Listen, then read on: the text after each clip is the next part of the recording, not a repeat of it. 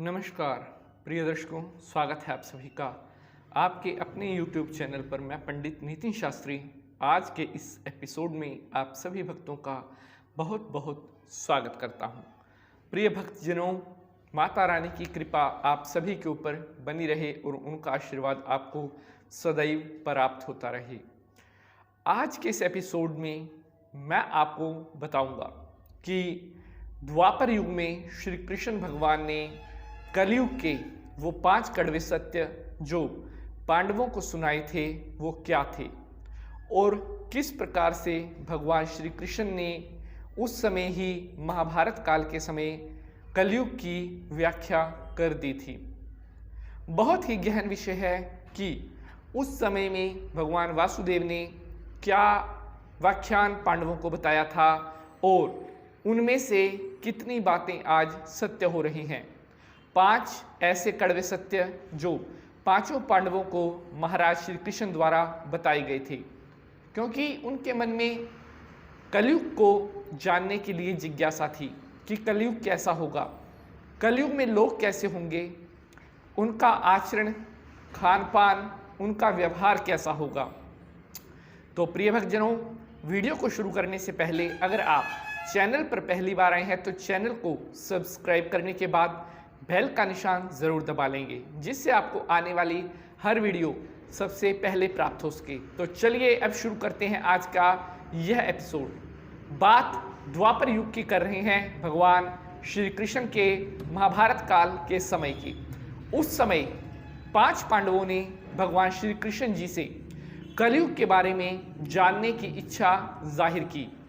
उन्होंने वासुदेव जी से कहा कि हे कृष्ण भगवान, आप ये बताइए कि कलयुग कैसा होगा, कलयुग में लोग कैसे होंगे, लोगों का आपस में प्यार कैसा होगा, उनका रहन सहन कैसा होगा।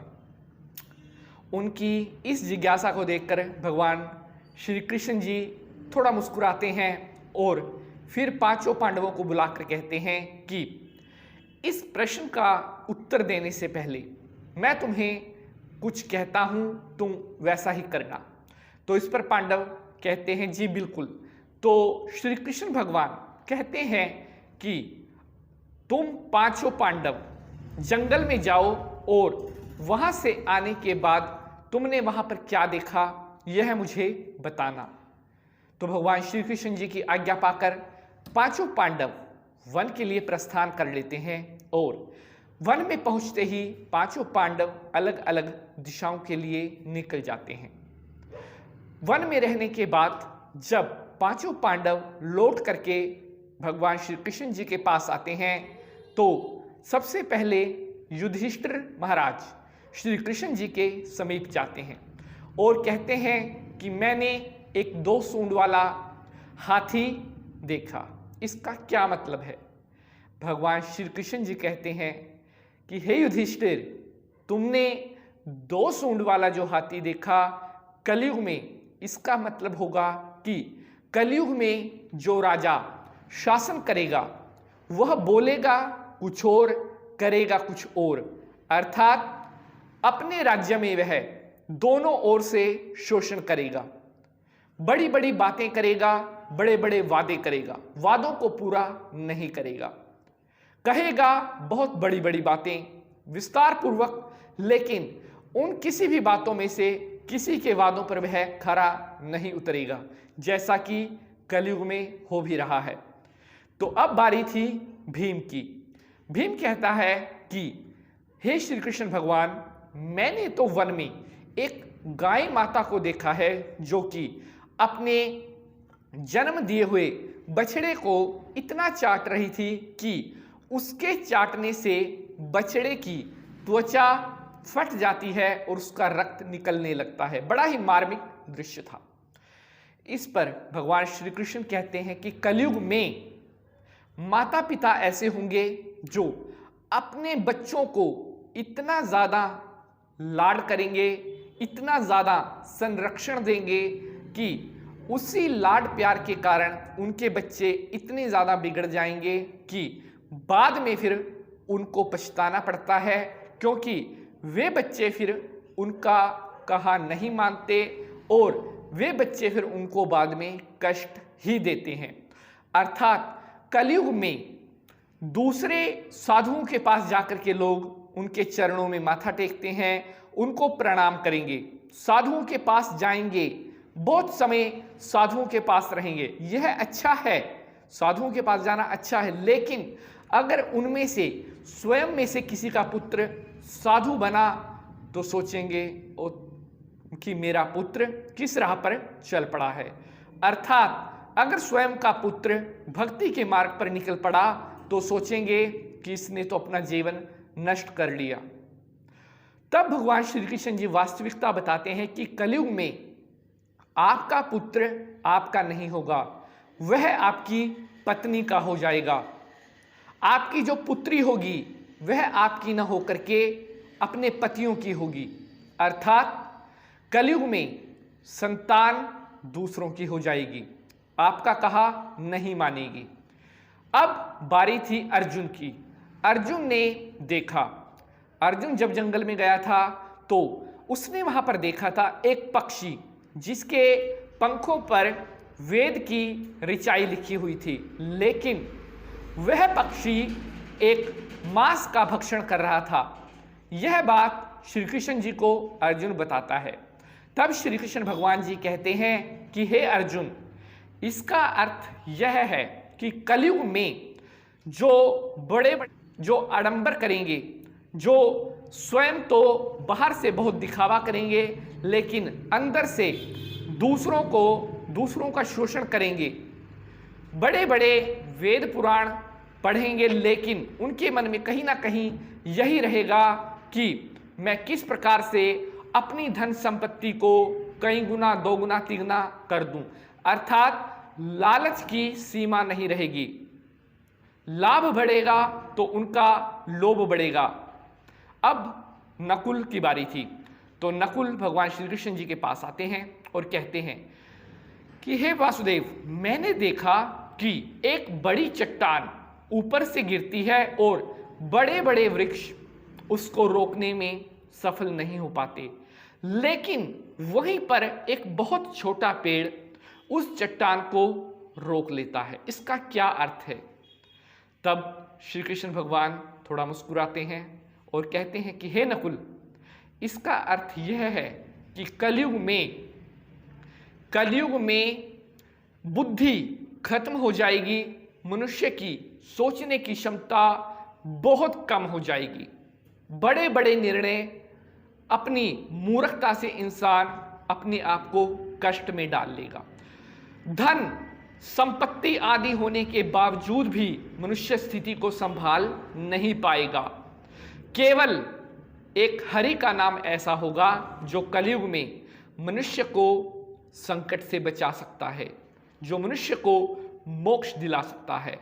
हरि नाम का ही वह एक ऐसा वृक्ष होगा जो इंसान को भवसागर से पार करवा सकता है। यह था तुमने जो देखा उसका उत्तर। अब सहदेव की बारी आती है, तो भगवान श्री कृष्ण जी सहदेव को कहते हैं कि सहदेव, अब तुम बताओ तुमने जंगल में क्या देखा। सहदेव हाथ जोड़ते हैं और बोलते हैं कि हे वासुदेव, मैंने देखा कि जंगल में एक स्थान पर 6-7 कुएं हैं और वो सभी कुएं भरे हुए हैं जल से, लेकिन उन सब के मध्य में जो बीच में कुआं है सबसे ज्यादा गहरा है, लेकिन वह कुआं पूरी तरह से खाली है। इसका क्या अर्थ है?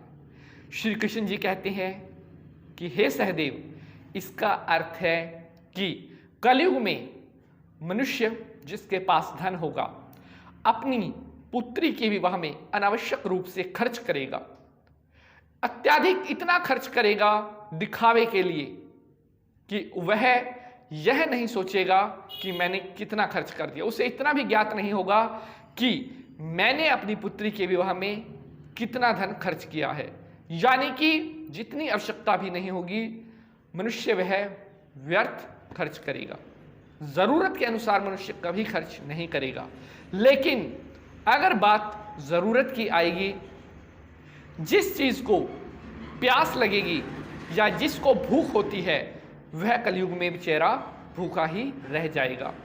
अगर कोई गरीब होगा, कोई 2 वक्त की रोटी के लिए कुछ भिक्षा मांगेगा, उसको वह दान नहीं देगा। दिखावे के लिए वह लाखों रुपए खर्च कर देगा, लेकिन जब दान देने की बात आएगी वहां पर वह अपनी मुट्ठी बंद कर लेगा। यह है तुम्हारे प्रश्न का उत्तर।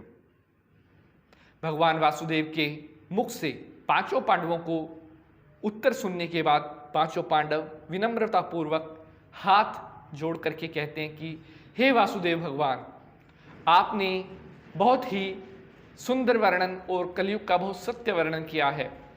अब हमें अपने सभी प्रश्नों के उत्तर ज्ञात हो चुके हैं। तो इस प्रकार से भगवान श्री कृष्ण जी ने द्वापर काल में ही कलयुग के बारे में सब कुछ पांडवों को बता दिया था। और अंत में भगवान श्री कृष्ण जी बताते हैं कि कलयुग केवल नाम आधारा, सुमिर सुमिर नर उतर ही पारा। कि कलयुग में केवल हरि का नाम ही ऐसा होगा जो मनुष्य को भवसागर से पार करवा सकता है। अन्य कोई भी ऐसी वस्तु, कोई भी ऐसा नहीं होगा जो कलयुग से इंसान को बचा सकता है। जो मनुष्य हरि का गुणगान करेगा उसके ऊपर कलयुग का प्रभाव नहीं होगा, उसके ऊपर नारायण का प्रभाव होगा। और जो गलत कृत्य करेगा, जो मदिरापान करेगा, मांस भक्षण करेगा, गलत वचन अपने मुख से निकालेगा, उसके ऊपर कलयुग का पूर्ण रूप से प्रभाव होगा। कलयुग से अगर आप स्वयं को अपनी रक्षा करना चाहते हैं तो हरि का भजन करें, हरि हरि जपें, ओम नमो नारायणाय, ओम नमो भगवते वासुदेवाय। हरि नाम का वृक्ष आपको छाया देगा, अन्य कोई भी आपको कलयुग के कोप से नहीं बचा सकता।